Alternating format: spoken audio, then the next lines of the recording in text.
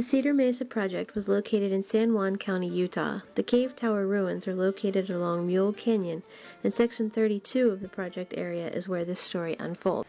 To start with some historical context, the year was 1979. The Archaeological Resources Protection Act was literally in its infancy, having just been passed.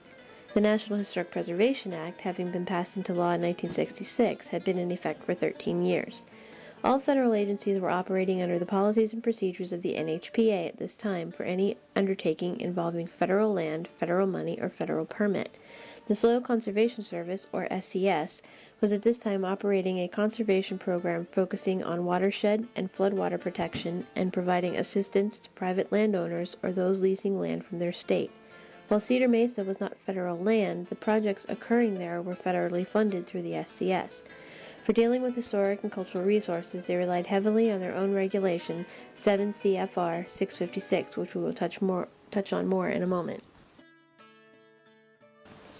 At Cedar Mesa, a private rancher was leasing land from the state of Utah near Mule Canyon and the Cave Tower ruins for cattle grazing. In order to make the land in the area better for grazing, the Soil Conservation Service stepped in to provide Conservation Technical Assistance, or CTA. Before we continue on to what this involved more specifically at Mule Canyon, let's take a look at what CTA is and the Cultural Resource Policy as set out in 7 CFR 656.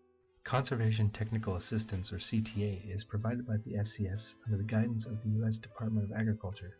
Each county in the entire nation has an SCS, now known as the Natural Resource Conservation Service. Their goal is to maintain and improve private lands and the management of that land with better technology which might not otherwise be available to a landowner or state. While maintaining the aesthetic character of the land, this technology helps to diversify agricultural operations and develop sustainable agricultural systems. In order to utilize conservation technical assistance to the fullest potential, this technology often requires work to be done on the land itself. We will see what this entailed in Cedar Mesa in just a moment.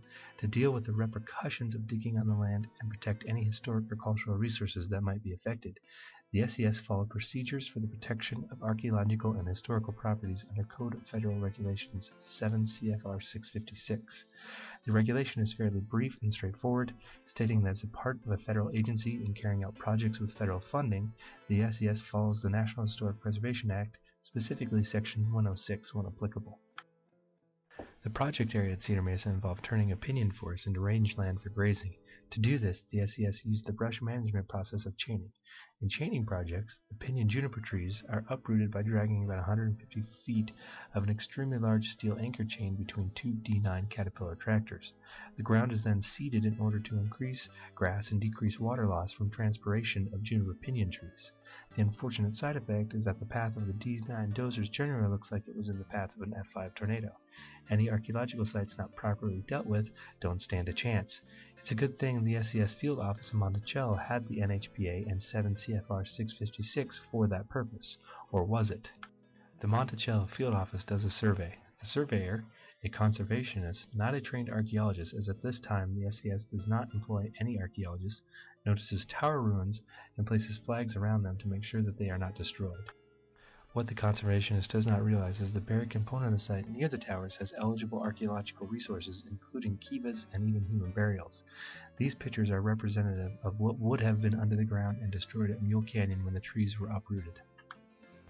Not knowing the existence of the buried component of the site, the project moves forward. This is what the site looked like after the training project at Mule Canyon.